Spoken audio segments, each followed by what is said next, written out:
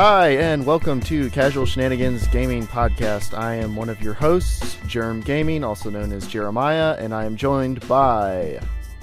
Hey guys, I am Dave, the not-so-evil Viking 13. Hi, I'm Joel Wilson. You are Joel Wilson? That's my last name. I'm Joel Wilson! Joel Wilson, the precious! Stop it. Mom, make me a sandwich! Anyways, no, I like watching Castaway. That's where I got the name Wilson actually from. So it's what I've used every time I play multiplayer games or anything online. That's Wilson. That's acceptable. Okay, anyway, welcome to the Casual Shenanigans Gaming Podcast, a podcast all about DayZ, Battlefield, and PC gaming in general.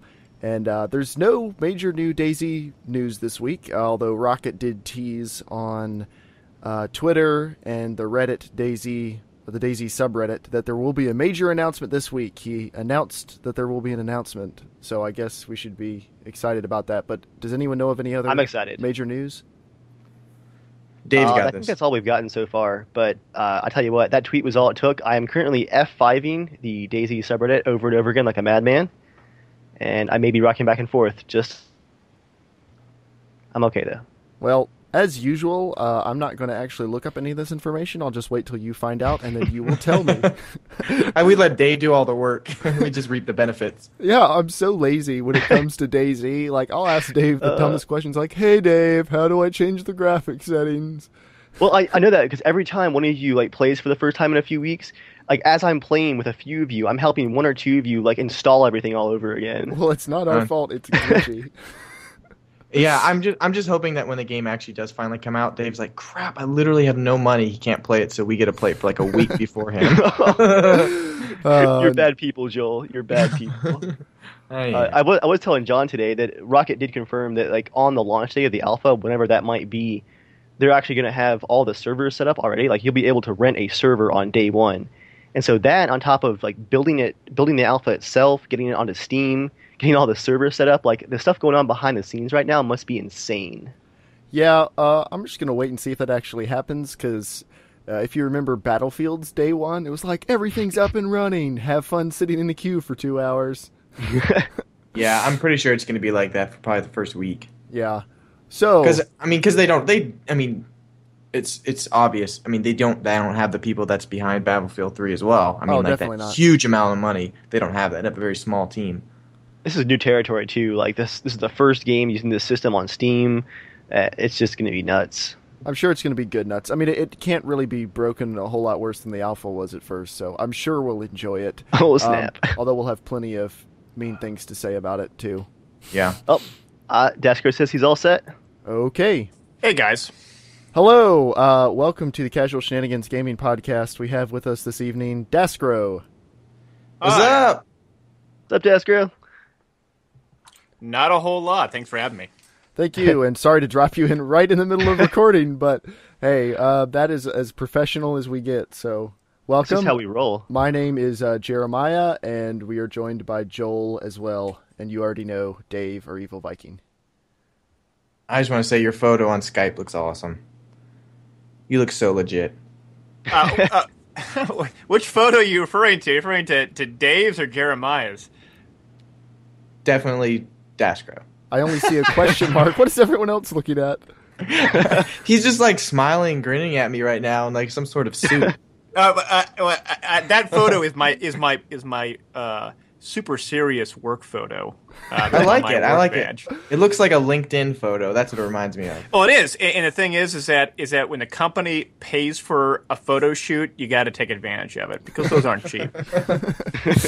Well, I play games. I don't know. They put rouge on my face, a little bit of blush. They had 3-point lighting set up with a DSLR. It was really pro. It's like Dave's house. I don't know why I'm getting the short end of the stick here. I only see a question mark. I feel like I'm being cheated out of... What? I know. Missing out. It's an experience. It's your dial-up connection. I do get to see Joel and his Nerf gun staring at me, so I guess that's something. His Nerf gun and his little iPod earbuds. Even though I play games, I'm also about serious business. Okay, well, that little segue aside, Aftermath just released this week, or this past week. Yeah. And we have been playing it a ton. So what is everyone's thoughts on Aftermath so far? Like 1 week in, providing, I mean 1 week in on the PC. PS3 players have been playing it for 2 weeks, but who cares? Exactly. I'll go first. I love it. It's really cool. I think, what is it, the scavenger mode? That's definitely, I think, my favorite mode of all of Battlefield 3 so far. Definitely. I love it. It feels more balanced because everyone's not like, there's not like as much chaos as the rest of the game. It's like quieter. It's a little bit more tactical, I feel like, and it's fun. Just like the maps are really well done. I don't know, they're really good. Definitely the capture. Insane. Yeah, the capture points feel like they have a little bit more of a. I don't know what the word is, but I feel like you can actually hold the point instead of like just a wide open area where everyone just chucks grenades in and you're dead. They can't drive a vehicle into a lot of the areas you can just chill in. So I like it just being able to chill and kind of scope around corners and actually like kind of camp, but it's just I don't know. That's me. It's called monitoring, not camping. Not camping. Not unless you put up a tent. Say that for DayZ though. Yeah. So Dave, what do you think so far? I tell you what, I feel like I'm getting my money's worth with premium here. The DLC just keeps getting better. And I already said that the visuals are just absolutely nuts in Aftermath. Like how DICE is getting all this detail into these maps and still compiling it for consoles just blows my mind. The streaming in Frostbite must be just ridiculous. I was kind of skeptical about the crossbow at first. Like that default crossbow bolt you get, just it drops so much. I was like, this thing is going to be absolutely worthless. But I just unlocked the balance bolt a few days ago. And I spent like 3 hours last night on Caspian Border 24/7, just like creeping around in the bushes with the crossbow, sniping snipers in the head with the crossbow. And that was just fantastic. What is the balance bolt? I haven't unlocked the crossbow yet, I'm sorry to say. I played like 2 matches of Scavenger, and I thought it was really awesome, and then I have been playing vanilla, or not vanilla, but I've been playing regular Aftermath mode. So what is the balance bolt? The balance bolt is the one that doesn't suck. It essentially makes it like almost no drop. I think almost less drop than some of the sniper rifles. Less damage, though, so you have to get headshots. But like if you catch somebody, crouch, shooting at somebody else, like off in the distance, if they just sit there for like a second and a half, you can drop a crossbow dead into their head. Like Joel saw it at lunchtime today I was playing and nailed the guy at like 400 yards with a crossbow bolt in the head. So what you're saying is it's almost as good as just using a gun? Yeah, but it's just that extra like screw you, just that extra behind it. That extra, I could totally kill you, but I'm going to take a chance and maybe not kill you because if I do kill you, you will feel shamed. Exactly. Daskro, it's kind of like choosing the hard way. Exactly. Daskro, have you gotten a chance to play it much yet? I played it for a few hours. I haven't played all the maps just yet. I've used the crossbow a dozen times or so, but I really do enjoy the infantry vehicle mix. I know it feels like a much more close quarters like map, but there's plenty of avenues for both ground vehicles as well as helicopters to maneuver around, and the sheer number of levels on each of the maps really makes it a whole lot more interesting because it means that as a anti-tank guy you can fire at the enemy ground vehicles at second, third, or fourth stories. The light helos have to worry about guys firing at them from nearly every angle. For those that really like the maneuverability of the light helo, these are great maps because you can really show your skill and really shine and being able to maneuver through all these very close knit high rises and other buildings of that nature while also trying to kill dudes. I really enjoy it. I was a bit skeptical at first, but I think that when we think of close quarters, we thought of maybe all the nuke guns and maybe this sort of close quarters combat similar to what a lot of people experienced in Operation Metro or a Grand Bazaar. On Armored Kill, it was these big, expansive maps combined with some cool new vehicles. With this expansion, it's all about the maps, and the maps are incredible. It really goes to show that DICE still has it in terms of being able to create these really fantastic-looking maps that are also really fun to play. There's so much different things that you can do in these maps, and so many different little areas you can hide and maneuver around and different routes. It really, to me, it almost feels like close quarters maps combined with the maps you'd see maybe back to Karkin or other maps like that are a bit more open. So I'm really pumped for it as well. I'm really enjoying it. Yeah, I agree. One of the kind of beefs I had with Armored Kill was it felt like the map design, they went so large, it felt like they just put a lot of dead space in, and it felt like you know, especially what's the big wide open grassy map, Armored Shield, especially Armored Shield. It felt like they almost got a little bit lazy just for the sake of size.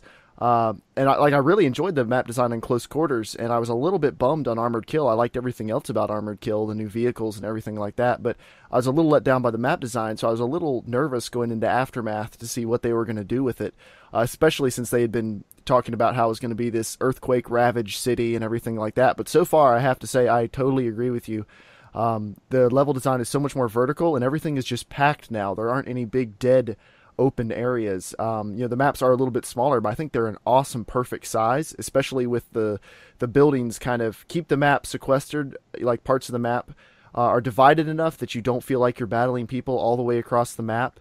You feel like, you are in like your own little hot pocket battles, but there's tons of them all over the place, and they're all really unique. So far, I definitely would have to say this is probably my favorite map design since Back to Karkin, which I don't know if that's fair to compare the design to Back to Karkin because those are kind of older maps, but they were really well remade. So yeah, I love it. Speaking of vehicles, how awesome are the shocks on all the vehicles in Aftermath? Like those things bounce around just the most awesome way. Like you jump over this giant crevice in the pavement, and like your vehicle's bouncing left and right, and I don't know, it's hilarious to watch like the Jeeps run around the maps. It's tons of fun. I do like the new vehicles. What does everyone think of the ability to shoot people out of the driver's seat? Finally. That's actually a new feature? I didn't even realize that. I thought you could do that already. Well, you can shoot people out of helicopters. Have you ever been able to shoot people out of Humvees? I know you can shoot them out of buggies and open air vehicles, but with Humvees, correct me if I'm wrong, but you haven't been able to kill people. Maybe that's right. I'm thinking just the little Jeeps and stuff, but not. I guess not the Humvees. I heard there actually is a way you can do it. You have to like throw a grenade at a certain spot to like blow a door off or something like that. I'm not sure how that works exactly. Yes, once you blow the door off on the Humvee, you can shoot them, but that's sort of a rare occurrence. I too am looking forward to the fact that you can now shoot people out of the vehicles as they're using them. And with the new vehicles, you do have really mechanics. The sort of up armored Humvee, which has both a 50 cal and a full auto grenade launcher, and here's what's so cool with the full auto grenade launcher is that you can point it super high, and those grenades they got an arc to them, and so it actually provides you a pseudo ability, four-man's mortar, where you can mortar down all these grenades on any points when you get the right angles. It's a little bit more advanced craft, but I sort of like that idea, to say the least. Nice. Now, one thing I was wondering about for Aftermath, and I haven't noticed it, but that doesn't mean it's not there. Can you kill people as easily with falling rubble? I know on a lot of the tighter maps, you can, like if someone gets a 320 or something, you can just rain rubble down on people, and it's really lethal, but I haven't noticed anyone doing that in Aftermath. Is that still possible? I've done it a few times. It's possible. It is possible? Okay. You have found it a few places? I have, yes. I can't speak to what maps they are, but intuitively I've done it a few times on the new maps. Oh, that's good, because I tried it a few times a few nights ago, and after 3 M320s, like I wasn't getting anything to drop, and I was like, oh, maybe it's just not available in these maps. But it's good to know that there is some spots out there. That is good, although, did anyone else notice it looks like the interior destruction has also been toned down since close quarters? It seems like they're really adjusting the level of destruction for each map, I guess, to whatever will render properly. But, I mean, I don't really have any complaints. The map design is so great, I don't think it really would change anything if I could destroy more indoors. I mean, is that more of a function of the limitations of what consoles and lower PCs can handle, or is that just, you think, because they don't want to dedicate the amount of resources for interior design? Maybe. I mean, I almost wonder when they were bringing out Close Quarters, that was like the big feature they talked about was Destruction 2.0, and how like things were going to be breaking down into such little tiny pieces, and then they kind of just stopped talking about it. And that for Aftermath, they have kind of their big thing is the crossbow and the new game modes. And I wonder if they're that was just what they chose to focus on for Close Quarters, and they're just focusing on different things for the other DLCs, which is fine. I mean, the destruction... It probably has more to do with realizing that, I mean, like, the destruction looks great in the Close Quarters, but it's almost just, like, unneeded, because it gets ridiculous in some of the rooms where there's so much going on. It's like, it doesn't really help you play the game, at all. It looks cool. I think that crazy destruction looks awesome in, like, a single-player game, because you have more time to, like, look at it and everything. But when you're just running around dying so fast or shooting people, it's like, it doesn't really matter, at least to that extent. It's almost over the top. I mean, it's realistic, like you got all this stuff going around, except for those random things of paper or something you shoot, or you shoot bricks, but it's like a billion wads of paper flying. It's like it's a paper pallet. You're attacking some paper factory, and there's just pallets of paper sitting around waiting to be destroyed, and they're everywhere. Battlefield at Dunder Mifflin. Yeah. Exactly. Well, I'm not sure. Do you guys ever read the level design documents for Close Quarters, kind of on the Battlefield blog back in, I think it was June? I did not. They actually talked about the destruction and the memory issues, and basically what it came down to was by decreasing the size of the maps to the extent that happened in Close Quarters, just from a gameplay design choice they made, it ended up freeing up a bunch of memory that they just decided to say, hey, let's take all this freed up memory and just put it all into destruction. But with Aftermath, you have bigger map sizes, vehicles, all that stuff. There just wasn't enough memory space for all that destruction. Mm-hmm. Another thing I have to say nice about Aftermath is that it's run very smoothly so far. I think this might have been their smoothest DLC launch. I haven't noticed a single issue so far. I've probably played 24 matches, and I haven't been dropped from any of them. I haven't had queue problems. So there has been a lot of lag, though. Really? Well, I haven't really noticed any. Has anyone else? No. The first 2 days were pretty bad for me on both PCs that I tested it on. Just a lot of ghosting and jittering, and even some desync that was weird to see. Like I never see desync in Battlefield, but that's true. I did see a little bit of desync the first night. Now that I think about it, but it was pretty minor. I think you were having it a lot worse than I was. Yeah, it was here and there, just enough to kind of throw you off. And it's been the case like that for every single DLC release, just on that launch day, just all the traffic. I do have to say I just got an ultra-capable graphics card. By ultra-capable, I mean it's capable of running the game on ultra. And I'm glad I got it in time for Aftermath because it has been really, really good so far. The game is so pretty, especially with all the dust and everything floating around. So much dust. Yes, the dust. It's so HD. They killed a crap load of pixies and just spilled their guts everywhere. Well, fly, make this game amazing. Or it was the earthquake, one or the other. But when in doubt, blame the pixies, I guess. Yeah. Okay, well, is everyone ready to move on to our next topic? Heck yes. Sure. Okay, another major game that is just released and that is getting a lot of rave reviews is Far Cry 3. I know Dave hasn't played it yet, but Joel and I both own it. Daskro, have you gotten a chance to try it out yet? No, I haven't, but it's on my to-play list. I did like Far Cry 2 a lot.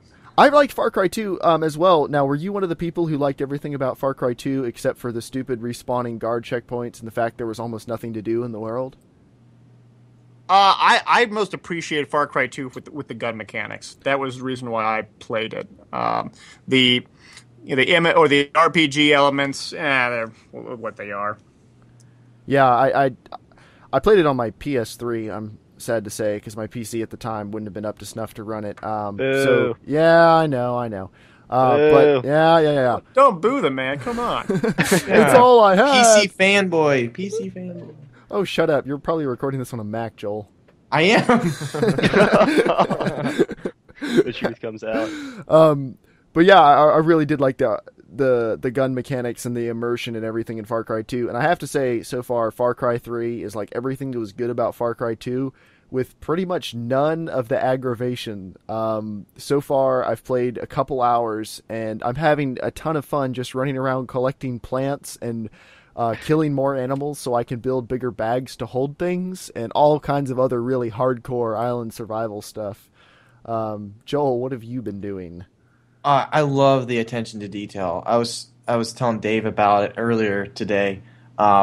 It's just amazing. It's some stuff that I wish the almost Battlefield 3 has. You can tell, I think Battlefield 3 with its the animation system of just leaping over fences and stuff, seeing your feet, which came from Mirror's Edge. Mirror's Edge, man, I could not botch that word up. Anyways, but like in the game, when you're driving, like just from getting inside of a car, all the animations of how your hands move and everything, and then you can drive down a hill, smash into a tree, and your character won't just like chill there. Your character will actually lurch forward with the weight and smack into the windshield. It's really, really cool looking. And just from the way you heal yourself from wounds, from pulling out bullets to wrapping your arms with like various bandages and stuff. Wait, you pull out bullets? Yeah. There's one I pulled out like I don't know. It looked like I pulled out like 3 shells from my arm, but yeah, just the idea of it is just really cool. And the fact that awesome. The various bandit camps and stuff, they don't respawn, so you literally can complete the whole game, which is awesome. Which that's what I want to do because I don't want to just redo it over again. But from flying in a hang glider to driving around, everything just feels so awesome. I just love it. The graphics look wonderful. It reminds me of Just Cause 2, but first-person shooter. It does, yeah. The graphics, they're not quite... Like, I wouldn't say they're amazing. Like, they're pretty, but I don't know. I wouldn't say... It's definitely a console port, you can tell. In other things like the menus and stuff, too. But especially in the graphics, you can tell that they didn't give it everything they had. But it still looks really good. Like, that's kind of nitpicking. The graphics... The overall art design is awesome. The graphics, like, I would be okay if they maybe released an HD texture pack or something like that. Or if they open it up to modders, and modders can get in there and mess with it and give us a little more fidelity. But so far, I think it's really, really good. Some of the things I liked about Far Cry 2, like I said, the gun mechanics. Now, Far Cry 3, they've kind of streamlined it a little bit. Your guns no longer break down. You can just keep using them forever. And they do. Boo. Yeah, which at first I was like, but they've kind of made the game a little more arcadey. I don't think there's malaria. Have you gotten malaria yet, Joel? No, I haven't got any of that. That was something that very rarely came into play in Far Cry 2, but when it did, it was incredibly annoying because you'd find yourself like out in the middle of nowhere dying with... I played Far Cry 2 for maybe 2 hours. I'd gotten it for the PC, but I didn't really have anything that resembled a PC back then, so I could run that sucker at an amazing graphics level of 640 by 480. So I didn't really see much of the game. Why is that resolution even supported? I don't know. Yeah, I was able to get into a car and look at the map, but the map was so blurry I couldn't tell what I was doing. So I just drove around and I ended up just falling off of rocks and stuff and dying really fast. So I had no idea. So I was like, I gave the game away to a friend of mine because that's when I bought it actually on a physical disc. That's crazy to think now. But yeah, my friend had it, and I don't know if he ever played or anything. But yeah. Now, I pre-ordered that sucker too. In Far Cry 3, do you get out your trusty torque wrench to fix your car, just like in Far Cry 2? Well, actually, you have to unlock it. You can get a repair tool. I haven't gotten that part yet. There are cars you can repair, but I haven't been able to repair it yet. So I'm like maybe 5 or 6 hours in. Yeah, you can unlock a little repair thing, but it takes up one of your weapon slots. So you have to unlock your weapon slots first off. So I don't have a repair device, whatever you want to call it. Because I just unlocked my 3rd weapon slot, so now I've got a suppressed pistol, assault rifle, and now I've got a sniper. And I'm considering trading the sniper out for a bow. But when I unlock the 4th one, I imagine I'll make one of those things a repair device. But it looks like it's going to be the same device. You just have to buy it and carry it around with you, which I don't know. There's a lot more cars in the game, at least in the earlier areas. You never have to run for more than about a minute before you come across something. So we'll see how it progresses for the rest of the game. As of right now, I wouldn't worry about repairing vehicles because I can just ditch it and grab another. But later on in the game, who knows, it might get a lot more hostile. Right now, we're kind of still in the, hey, you took out 2 bandit camps. The rest of the island is sunny and happy right now. Have fun. So who knows?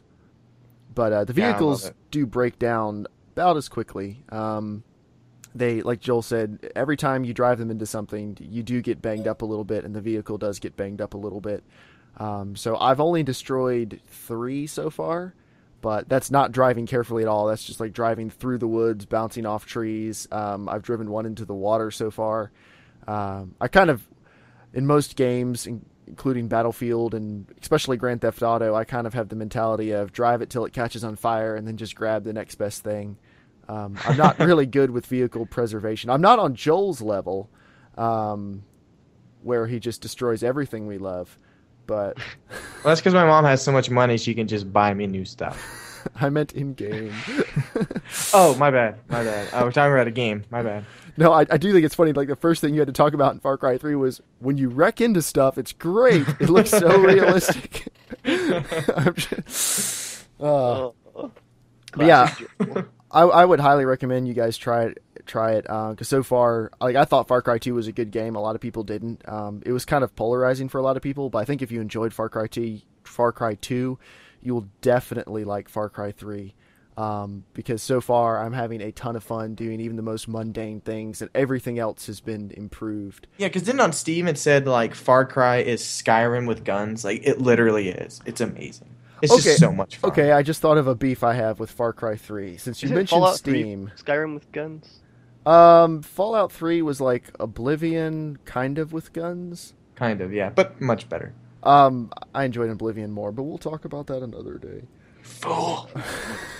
No, a problem I do have with Far Cry 3. I got a free copy that came with my graphics card.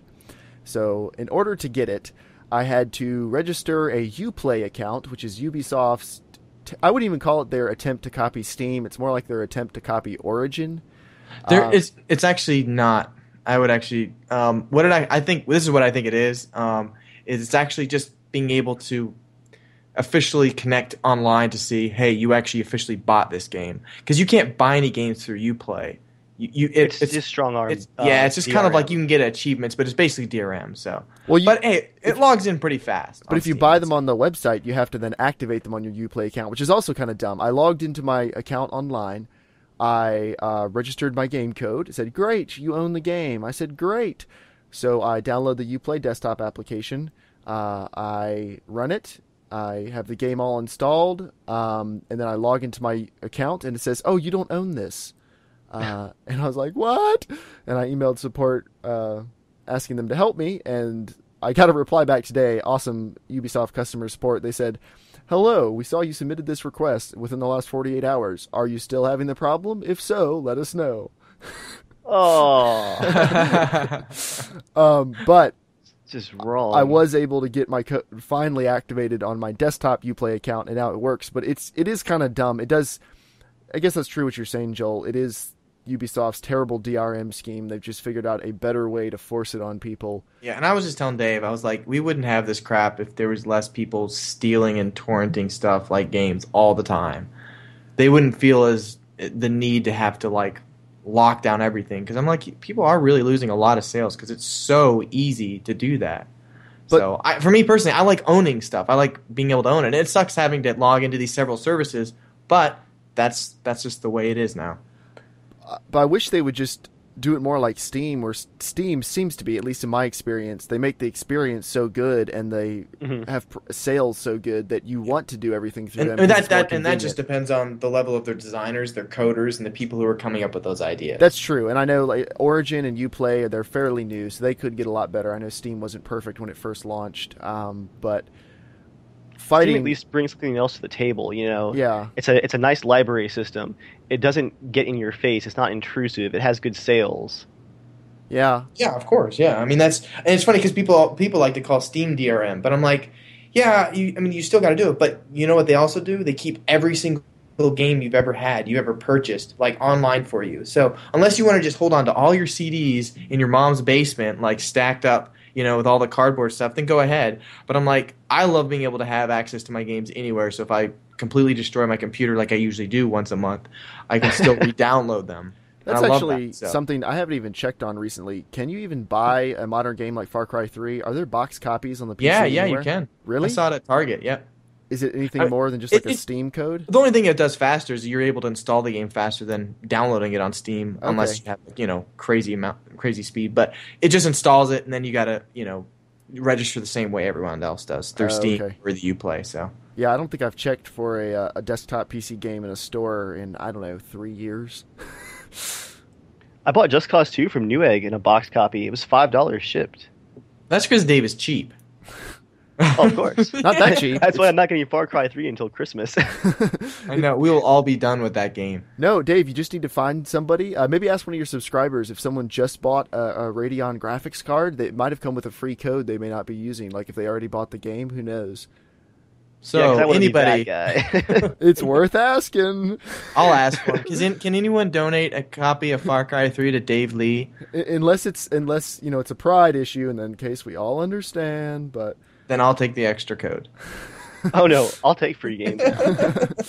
I have no shame when it comes to free games. Are any of you guys interested in trying the multiplayer? Oh, heck yes. Yeah, I do want to play the... sorry. Multiplayer? Heck no. Co-op? Yes. Okay. Even though the co-op is really just like challenge levels, it's not running around the island doing whatever you want. It's us. We're friends. It'll be kind of fun, I'm sure, for a second or two. Unless it's like, what's that, Payday the Heist? Oh my gosh. Okay, I enjoyed that game. I played one level with Dave, and I thought it was pretty enjoyable. Oh gosh. It's like I played a level with Dave, and I hate it so much. It's like Left 4 Dead, but the zombies are people, and they're all police officers, and they die really easily. How many clips did we go through, Dave, within 2 minutes? Clips? Sorry, me? Magazines. All magazines. Right, I'm talking about Joel, I will cut you. We have two YouTubers on right now who do gun videos, and you just called them clips in front of them. Hey, Daskro, yell at him, please. And I also have a console, so... That's right. I covered the clip versus magazine debate in a recent episode, Guns I Know, episode 9 on my channel. But enough about the gun stuff, though. I do want to talk about Far Cry guns, because I am looking forward to Far Cry 3, particularly because it has a few guns that you don't see that often in other games. It's got the... it's called the Ace in the Far Cry 3 game. But what it actually is, it's an IMI Galil in 308, which is like a modification of the Finnish Valmet. It's a AK derivative with a milled receiver. A really awesome gun in real life. It's really cool to see that gun in 308 in this game. Now, granted, they call it the Ace, which is based a little bit off of the Galil Ace side folder submachine gun that the Israelis produced about 15, 20 years ago. They didn't actually make one in 308, but, whatever. They're still close enough. So I'm really looking forward to that. But they also have an Ultimax 100, which is a Singaporean light machine gun that was made by the same guy who made the AR-15, James L. Sullivan. He was contracted by the Singaporean government to create this light machine gun chambered in .223, and having shot one of these guns several times, it is the most fun light machine gun I've ever shot in my life. You can one hand shoot this thing and still be accurate. It's that light. Amazing. The recoil is that easy. Oh, it is fantastic. Now, granted, it's not belt fed. It takes either drum mags or takes double stack mags, but it's really cool to see it in this game, because I can't think of a game by default that had this gun in the game. There's a lot of modding communities out there that will put these kind of guns inside of it, but it's really cool to see that. I'm looking at pictures of it, and I'm seeing a lot of actually conflicting pictures. What platform is that gun based off of? What platform? Or what gun? Is it based off a gun platform? Like one picture kind of makes it look like a G3. Another one makes it look more almost like an M60. So it utilizes the same kind of operating system that an AR-18 or an AR-180 made, which was the gun that both Eugene Stoner and James L. Sullivan had created after they made the AR-15. It's a gas piston operated gun, but it has a very unique recoil system that makes recoil very light and easy to control. It's not as hard and difficult compared to a traditional first generation gas piston gun like an STG-44 or an AK, in that you have the entire bolt carrier slamming into the back of that receiver and then violently accelerating forward. It's a lot more. It's much more fanciful. It's much easier to operate, and it's much more elegant. And there's one more gun that I am also looking forward to beyond the Ultimax 100, and that's of course the Bison, the PP-19. Yeah, it's in Battlefield 3. It's in a bunch of other games, but PP-19 Bison, also known as a Vityaz, which uses regular double stack magazine instead of the helical Bison magazine. Those are really cool. They're submachine guns and 9mm Makarov. And what's really cool about them is that they're coming to the United States in about a year. They'll be sold to civilian sporting rifles and semi-automatic. And so I'm really looking forward to those. It's on my Christmas list. I will say that. What company is going to be selling them? It'll be imported by Izmash, which is the AK manufacturer in Russia. It'll probably be either through either Royal Tiger or Century or Kavar. They're still in deliberations on that. It's all, what pricing get best for it. They're going through bankruptcy for the third time now, and so they're desperate to get the most for their money.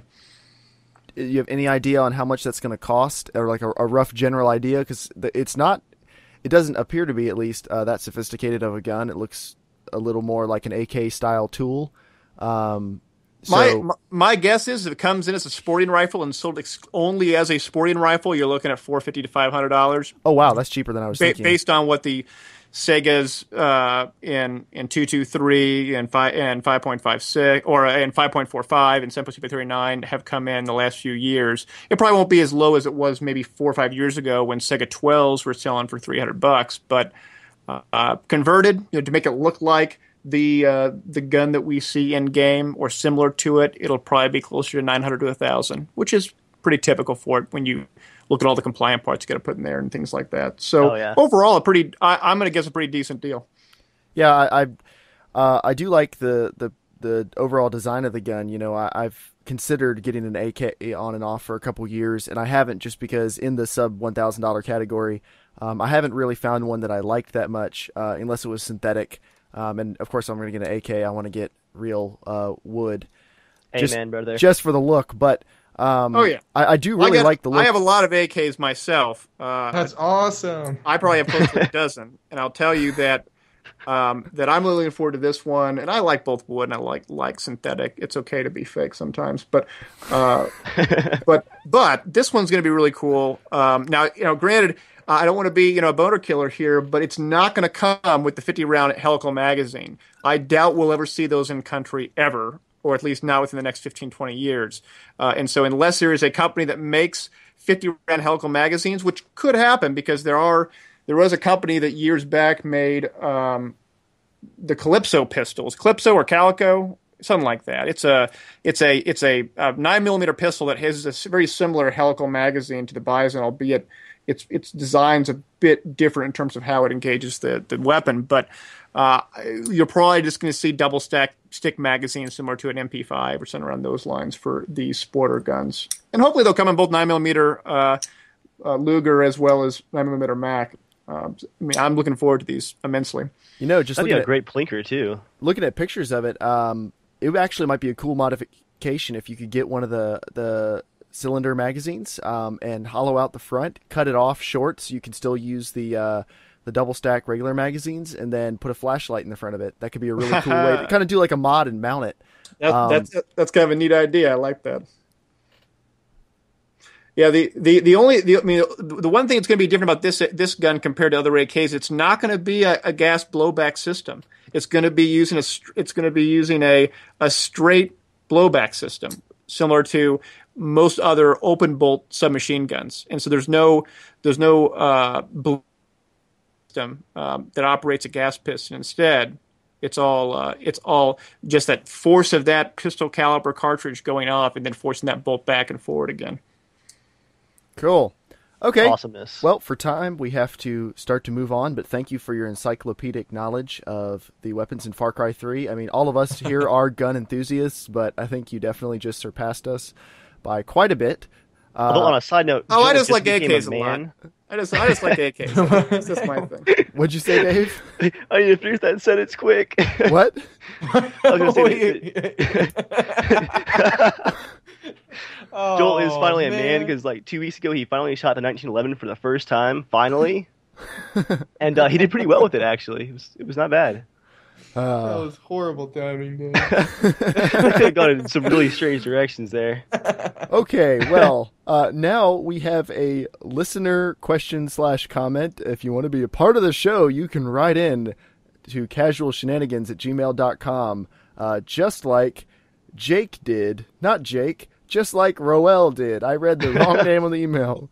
Screw you, Jake. No one likes you. Just like Roel did. He said, Dear Casual Shenanigans. All right. With the end of the world getting closer every day, which 3 games does each of you chaps advise He said advice. I'm assuming he means advise. I should play before the apocalypse is upon us. Oh, I get number one. Okay. I get number one. The obvious answer here is end of the world games. You got to play some DayZ. Nothing else will prepare you to become a brutal, murdering bandit like DayZ. Yeah, but what if he means before the world just like ends? Not the zombie apocalypse, just the like meteor hits the world. Ends. That might depress you into. Because it's either what games do you play to prepare yourself, or what games do you play because you'll never get to play any others. Oh man. Dave still has two more though. Point. You already games. picked DayZ. Three games. Yep. And he said bonus points if you use the main characters of the games to pronounce the titles. I'm so lost right now. Okay. Well, Gordon Freeman. So you have to play Half-Life and Half-Life 2 and Episode 1. And then a fourth game, Episode 2. Because you'll squeeze an extra time. We'll just call it Half-Life 1 and Half-Life 2. You can bundle the episodes in there. Do you have a third game? Fallout 3. Fallout 3. It's all about the apocalypse, but that game is amazing. It got me through some rough times. All right, Daskro? Do you have 3 suggestions? Is this constrained by sort of an impending doom? It's December 10th right now, and you only have 21 days until the apocalypse. That kind of thing. That's the how end of the world is interpret it, supposedly yeah. December 21st. Okay, so we got 11 days. Yeah, you have 11 days to play a lot of 3 games. 3 games. Man, it's tough because. I mean, my first gut would be Final Fantasy VII, but Final Fantasy VII can take like 30, 40 hours at least, right? And so how do you do that? Now you've dedicated. You got time for that? Yeah, you don't have time for it. That's sort of the issue behind it. I would have said Half-Life 2, but Dave already took that. I'm a big fan of the Dead Space series. Ooh, that's a lot of fun. I'm a big fan of the Batman series, and so that would be really fun too. Even though I'm a huge Battlefield guy, I'm not mentioning Battlefield, and that's because I imagine that if it's sort of impending doom, a lot of people playing multiplayer, and so that's my sort of take on it. Empty lobbies. Yeah, a lot of empty lobbies, and playing with bots is boring, and so I don't suggest that. So those are my bland suggestions. So that's all I got. Well, I'm going to have super interesting suggestions. No. I would suggest The Witcher and The Witcher 2 for 2 of my games. Yes. 2 of the best RPGs I've played. I have sunk a lot of time into them, and I really enjoyed them. And then for my third game, I'm going to say the game that shaped a good 2 or 3 years of my childhood, and that is Angry Birds. Age of Empires. Age of Empires with the Rise of Rome expansion. I can't tell you how many hundreds of hours I spent on the custom map editor setting up like 2,000 villagers and then sticking like a bunch of centurions in the middle and just seeing how many of them they could kill. Oh, I love that. But I would always do it with... I would always put the lions. It would be like just like the regular workers, villagers versus like 1,000 lions. And they couldn't get out. They were just in a stone circle. And it was awesome. It was kind of horrible. Age of Empires was a great game. To this day, whenever I see Phil Donahue on the news stations, I always think of Age of Empires, because you got the mage who would say Donahue, and then he would convert the guy, from red to blue, whatever it was. And so I got that ingrained in my mind. And take in mind, the game's been out for like 15, 20 years almost. And to this day, whenever I see Phil Donahue, I think about that. Could you imagine the Age of Empires 4 that could have become? Well, I don't know, because I played Age of Empires 3 and I thought it was pretty crummy. Really? I like 3 a lot. I think it's just a perspective of how much time I put into the first one. So, like, even going to 2, there were a couple things where I was like, this isn't pure Age of Empires. Yeah, it's funny. I find that the older you get, like, certain games, it's kind of like, you just always go back to your early classics ones, because when I was a kid, I had like a zillion hours to play the old Age of Empires. I had nothing else to do, and I didn't actually have the whole full game. I had Windows 98 2nd edition disc, and that sucker came with several demos, which was Age of Empires, some really crappy motorcycle dirt bike game. I remember that game. Yeah, you remember that? Yeah. I loved it. It was just one giant desert. Yep, one giant desert, and you just drive around for hours. I played it for hours. But yeah, I played Age of Empires, and you didn't have any missions except for maybe one, but you could create levels, and I used to create my own levels and create islands and stuff, and me and my brother used to play it on a really crappy old, like, I think Intel like 200 or something, 200 megahertz piece of crap. but it's funny nowadays. It's kind of like I have to really pick and choose my games to try to play because I really want to play a game for a long time. But I play the Mass Effect games. I really enjoy them, but I don't do any of the side quests. I'm sure they're going to be great, but I just don't have any time for it. So I really enjoy the story, so I just play through it, the main quest anyways, just all the way through. I do that on a lot of modern games too. I just play the main story, and if the side quests are really good, if I find myself doing them just naturally, like in the Elder Scrolls games or something else, I'll do them. But yeah, in Mass Effect 2, I wasn't like, I'm just going to go mine all of these planets because I desperately want to get little upgrades for my ship. I was like, nah, we can just kill a bunch of the main characters. Who cares? I think a really amazing picture that comes to mind would be like end of the world. You see this giant crater just coming down to Earth, fire behind it and everything, and everyone's screaming. But me and my wife were just chilling with Super Nintendo playing like Donkey Kong Country or something. That would be awesome. That's true. You could just go back to the classics, boot up some Super Mario Brothers or something, and just that'd be pretty epic. Crappy old tube TV. Zelda Link to the Past, perhaps. Well, the Nintendo or the Super Nintendo will probably be working after all of our PCs have fried up. So. Exactly. That and a Nokia cell phone. Oh, someone posted a picture on Reddit today of bullets manufactured by Nokia. I think they looked to be like standard 223 rounds or something, and they did say they didn't have the Nokia logo, but it was a really old looking box that just said manufactured by Nokia. Well, you got to remember, Nokia, it was a state industry in Finland, and as such, they had a plethora of different things that they manufactured way back in the day. It's sort of like Samsung. Samsung to this day, you think of the Galaxy phone, right? Mm-hmm. They make destroyers and cruisers for the South Korean Navy. They're actual shipbuilders, and they make these giant vessels that have 5-inch guns and missiles, and they have a defense division that makes weapons. I mean, that's sort of the thing about a lot of these countries. They have these big conglomerates that do these kind of things like this, and really Nokia, along with Saab, after World War II, were really the only two big defense companies post-World War II that actually survived unscathed relative to everyone else in Europe at the time. And so they grew to the big, enormous companies that they are, in part from those sort of defense roots. I didn't know that. That's awesome. I didn't know Samsung built warships. It's amazing. Oh yeah, well, it's like Mitsubishi builds warships. I knew about Mitsubishi. I've accepted that, but Samsung, I thought the worst they did was just sue Apple over and over. They'll send a Navy. Oh no! Of course, they'd have to fight Apple's secret army, which exists somewhere. And it's all lawyers. All the iMacs are actually Transformers. Well, controlled by lawyers. Well, you've got to be paying all that extra money for something. Okay. Oh. Now for something that works. That's what you're paying for. Ooh. I guess that's a good segue into 60 Seconds with Joel, where Joel talks about whatever he wants for 60 seconds. Joel, go. So, pretty awesome news, actually. This is really exciting. I didn't get to watch it, but the VGA Awards, sometimes they announce new games and stuff at them. Well, Gabe Newell just announced that they really are making their own hardware that's going to compete with the next-gen consoles from Sony and Microsoft. So I don't know whether or not this will come out next year or not, but Steam has this thing called the Big Picture mode. I'm not sure if you guys tried it out yet, but it's awesome. It's really nice. It enables you to hook up your computer up to a big TV and sit back and be able to still see the UI. Where if you're sitting back looking at Windows, you got to go through small little text things. It makes the icons bigger, and you're able to just go right to whatever games you want. And it supports the Xbox 360 controller, which I really like because I'm actually playing Far Cry 3 with it because it's awesome to drive around the vehicles. I like the force feedback, and you don't have to be a crazy fast shooter to play the game. I like it with the controller. That is it's very nice.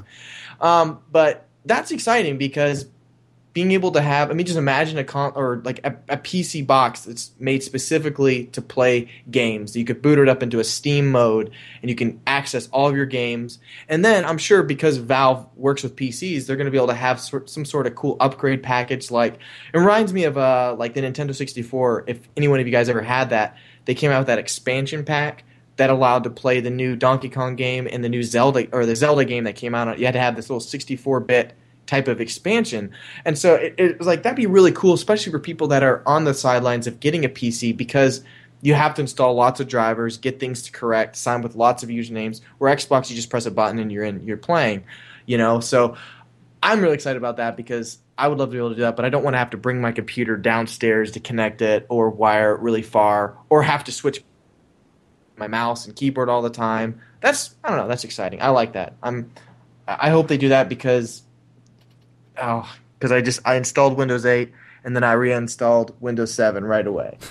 Because I have a feeling that Windows is going to go into a really bad direction where it's going to be really harsh on PC developers. And there's a lot of developers talking about the new Windows or just where Windows and PCs are going, that it might be hard to develop for them again because the way Apple's done things with their App Store has created really exclusivity rights and stuff. So I think that's going to happen a lot more now on Windows, and it might be harder to get games to sell on PC because it makes it so easy on like apps like the iPhone or Android where it's just a one-click button, where PCs just there's a lot more steps to do it. So I'm excited about that. All right. Well, this has been almost 3 minutes with Joel. Tune in next week for almost 3 minutes with Joel, where he will rant about something else for a minute. But no, I am very excited about the Steam box too. I'm excited to see, basically just because at this point Valve has almost done no wrongs lately, and I'm excited to see what fresh take they bring to doing a console, because it might actually prompt console makers to step their game up a little bit, whether it's software or firmware upgrades for their hardware or figuring out how to actually code games and port them properly. I'm looking forward to just seeing what Steam can, or see what Valve can do when they push the industry forward a little bit. I'm assuming they will. They generally do when they come out with a new idea. So I am very excited about that. Now we are going to have a short interview with our special guest for the evening, Daskro. So Dave, would you like to take it away? Sure. Yeah, we're actually going to go back to some Battlefield 3 here. And Daskro, you do a lot of competitive Battlefield 3, is that right? Yes, I do. If you could just give us a rundown on what the competitive scene is like, because our kind of thing for when we play Battlefield 3 is we call ourselves, the Casual Shenanigans Gamers. We're just all about pub matches and just kind of messing around, but I don't know a whole lot about the competitive stuff in Battlefield 3. Well, competitive Battlefield 3 is sort of the ideal that one tries to experience when playing in pubs. We all have these moments where we're playing Battlefield 3 or even previous Battlefield games. And we have these Battlefield moments, the moment where we're fighting in the tank and we're in this intense tank-on-tank battle and we're about to lose. We're about to go down, and then one of our squad mates spawns on us, gets the repair tool, starts repairing us, and we start winning that battle. And we end up killing that tank, and we feel good about it. Or we're in this big infantry fight, and there's 4 or 5 infantry guys pushing us. We're trying to defend a point, and you're the only one left. And you think, hey, it's over, and then your helicopter comes above you and just destroys all those guys, and you're able to hold that point. These are these moments that we really strive for, that we won't play for hours, try to experience them. And what competitive Battlefield really is about those moments. In competitive Battlefield, you get to experience those kind of moments constantly. In game modes such as 32 versus 32, Conquest Large, all 32 people are all PTFOing on each side. They're all in voice comms together, just like you and I are talking right now. And you get to formulate these strategies. You get to execute these tactics with a squad that you're actually talking to on voice comms. And I know that Battlefield 3 doesn't have in-game VoIP that's worth anything, but in competitive Battlefield, you get on Teamspeak, you get on Ventrilo, you get on Mumble, whatever one you choose, and you play it out. And you get to experience these over-the-top games that maybe only will happen in pubs once a week, once a month, that kind of thing. And it can be really casual. So you have events like Global Conflict or 21st Century Warfare or Level Battlefield, which are 32 versus 32 events. But there's also smaller, more competitive shooter-based events, such as with Team Warfare League or CGL or most recently CEVO.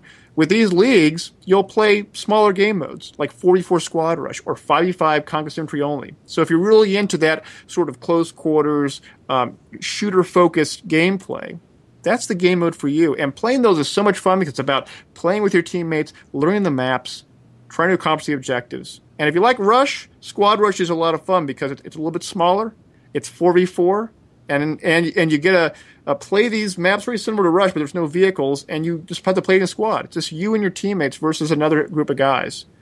And so I love it. I'm playing competitive Battlefield for 10 years now, and if ever given the opportunity to play in a casual scrimmage or playing in a professional match, I always take that over playing in pubs because it's so much more fun. You get that camaraderie. You get these Battlefield moments that are so much fun. You get all this, and you can just look at my channel. You can look at all this awesome footage I get. And this awesome footage isn't because of me spending hours grinding.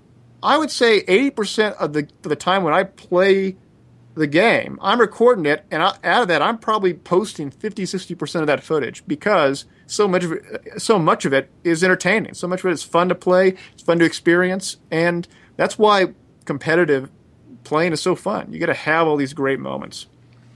Man, I'm sold. How about you guys? What are the loadouts like for competitive gaming? Like for yours? It depends entirely what game mode and what team size you're playing on, and to a certain extent, what map you're playing on.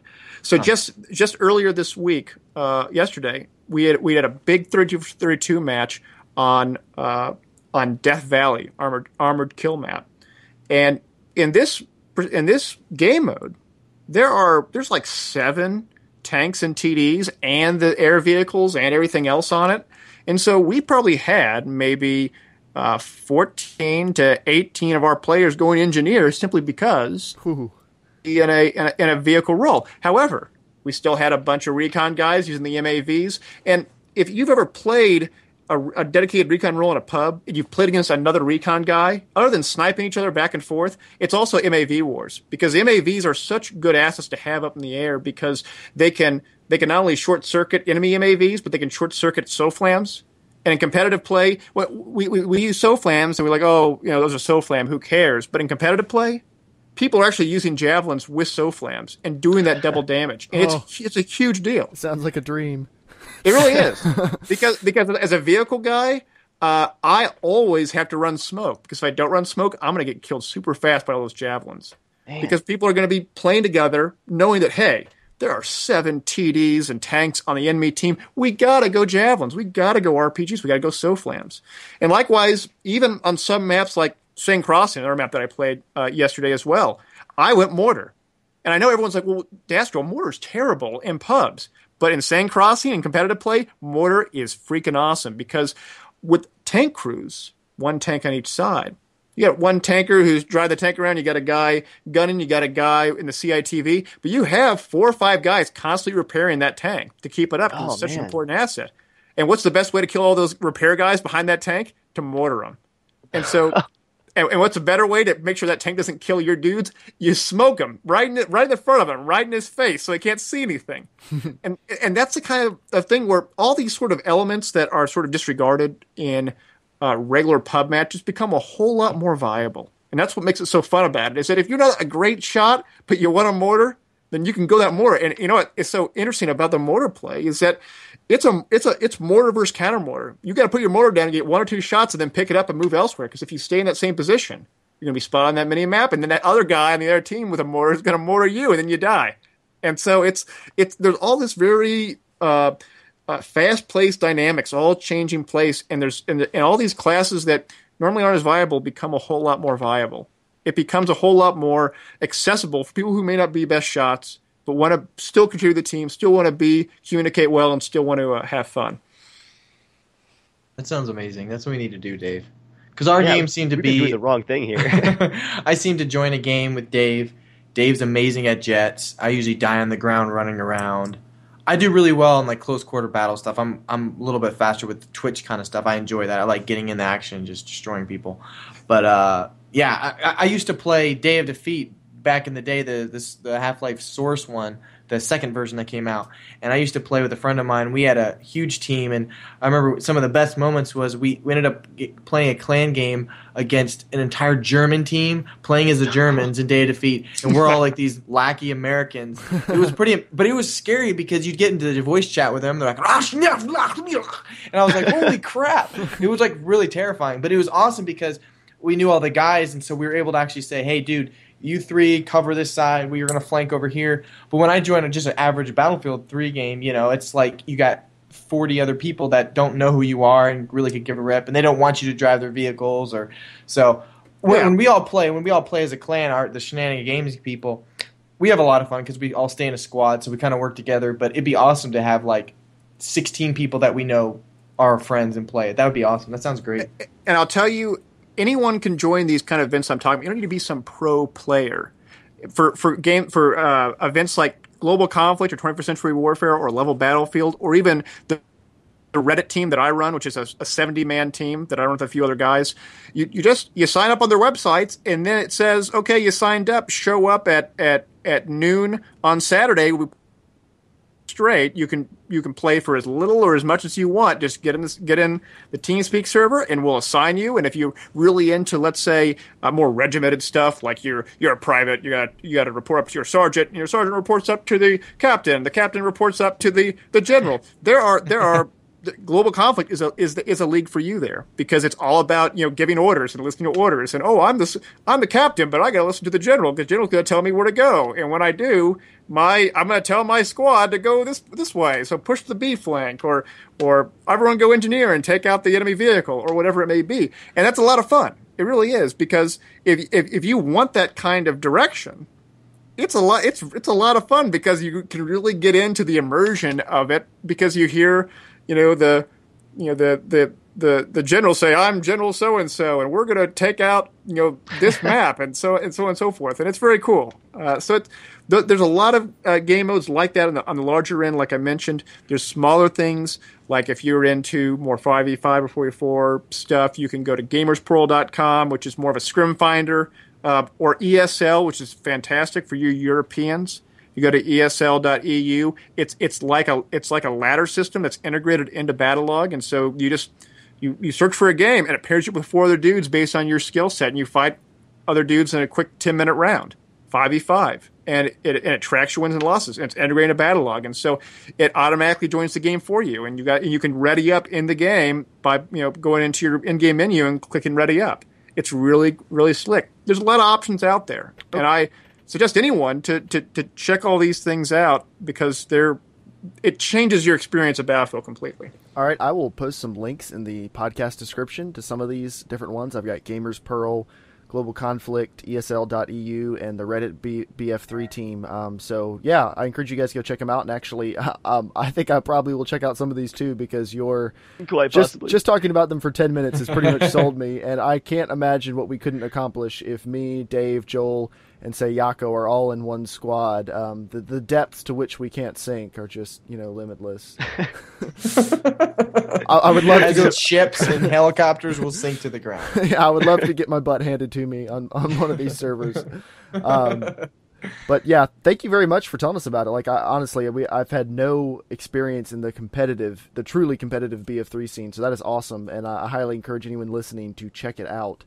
Now, before we end, we have a special section that we like to call Dave's Comment of the Week. So, dun, dun, dun, dun. What do you have for us? So my comment of the week is where I pick a random YouTube comment from my channel and go ahead and play it through a voice synthesizer, just for that dramatic effect, and let you guys enjoy it. So here is my comment of the week. The War Z is the only game of its time. There are no other zombie MMOs where you play as a midget and everything is way too big. Do we have time for one more question after this? Okay, yes, we have time for one more question. I give you permission, Joel. Awesome. I had a question. Okay. I'm curious. It's actually a question for every one of you. If we can go at it one at a time, but kind of want to start with Daskro. I'm curious, what was your very first PC game that really got you into gaming? I mean, it seems like you play PC a lot, and you've been playing Battlefield for 10 years, it says. That's pretty amazing. What was your first PC game that sold you on just playing games in general, maybe?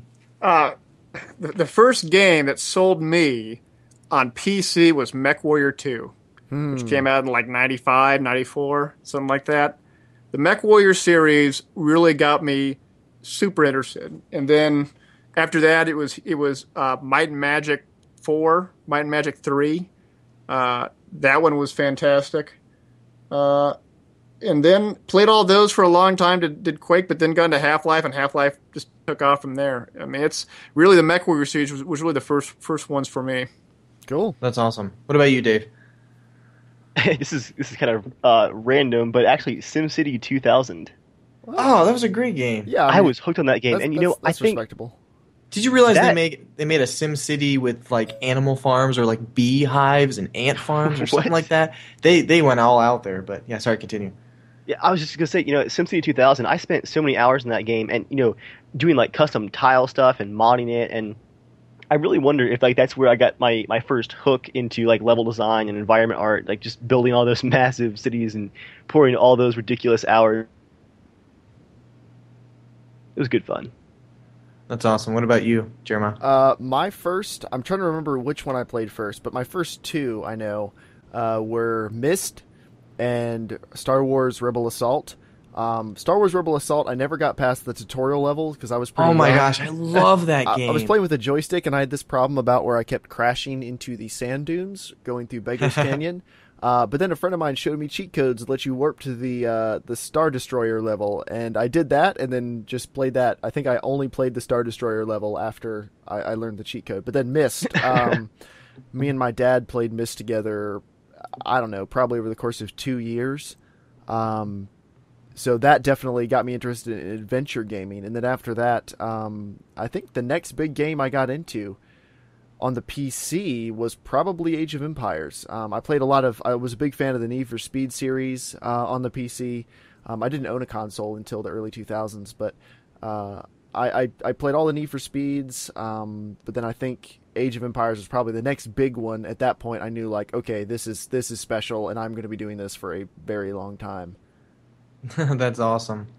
I think another game I wanted to mention, because I had to look it up, because I was going to butcher it if I said otherwise. Another one that I love to play that came out in the early 90s was Quest for Glory: Shadows of Darkness. And it was like it was basically a old school RPG. But I remember in the game, when you went to the swamp, there was a swamp lady, like a siren of sorts. And this had, I think, maybe 16-bit graphics, something like that. And she had huge tits. And I remember going to that and talk. You could talk to her and stuff like that. And if she tried to seduce you, and if you got seduced, spoiler alert, she would drown you in the swamp, and that was the end of it. But I remember I got in such trouble for playing that game because my mom caught me playing the game, and she saw this very well endowed swamp lady and thought that it was like game porno. It was really quite awkward, and it wasn't. It really wasn't in retrospect. It actually sort of makes it actually it's pretty tame compared to a lot of the games out there as they are today. Yeah. I mean, like I saw some of the screenshots for Far Cry 3. There's a Reddit post about the moment my mom walked in, watched me playing Far Cry 3, too. And it's not even comparable to that. It's not even close to that. And so that was another one that I really love to play. Really great story, really fun gameplay. It's too bad almost all of these games that I just mentioned, all the game companies went defunct. And so it kind of shows you how volatile the industry is. Well, it's funny that you got in trouble for that. I think literally the first computer game I probably ever played was Crystal Caves. I don't know if anyone ever played that. Never heard of it. It was on Windows 3.1, and I hand installed that thing. Like that's 12 discs. That's 12. not floppy. They're not floppy discs. What do you call it? The plastic hard ones. I forget what it's called. Floppy. Is it the floppy? I guess they're still called floppy disks. Floppy. You know what? And the funny thing is, like, I think our generation in the next probably 5 or 6 years, it's funny how that's the symbol for saving things, like saving Word documents. But yet, no one has a lot of people like I've talked with have no clue what that icon even is. But that's a floppy disk, and it's funny. Yeah. I wonder if that would go away. But I used to play Crystal Caves.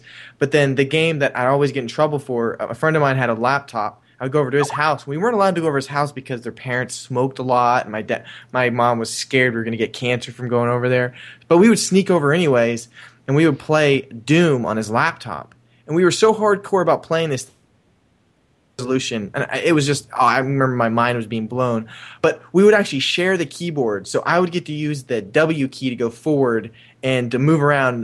My brother would do the shooting, and the other guy would do some other key for jumping. And so we would share the keyboard. I think it was the gayest thing ever. Our hands are just intertwined, but we were playing this thing. It was so much fun. But I'd go home and my mom would smell smoke on me, and then I would be in trouble. But I was like, next week I will play. Okay, well, that is the end of our lovely hour or so together. But before we go, be sure to check out all of our YouTube channels. Shameless plugs incoming, beware. You can check out Dave at Evil Viking 13, Daskro at Daskro, spelled Daskro, and me at Germ Gaming, Germ with a J, Jerm Gaming. So go check out everybody's YouTube channels. And thank you, Daskro, for being on the show. We had a great talk with you. Your encyclopedic knowledge, like I mentioned before, about guns is awesome, and we will probably have to have you back next time we have gun questions about stuff in games. Definitely. Thanks for having me. Enjoy myself. Thanks for your time. Absolutely. All right, everybody, if you want to be part of the show, remember, write into casualshenanigans@gmail.com. You can also find us on Twitter, where we currently have 1 follower. Woot! And you can, of course, check... I think it's me, actually. I started following it again today, so I think we probably have 2 followers now. But, yeah, go find us on Twitter. Our name is Casual Shenanigans, because apparently that was too many characters. But we'll put it in the podcast description. And also subscribe to us through iTunes. So there's so many different ways you can listen to this podcast. We're going to do everything short of showing up outside your house with a boombox holding it above our heads going, please. But why won't you love us? But anyway, thanks for listening. Write in with your comments and questions. And thank you, everybody. And we will see you next time.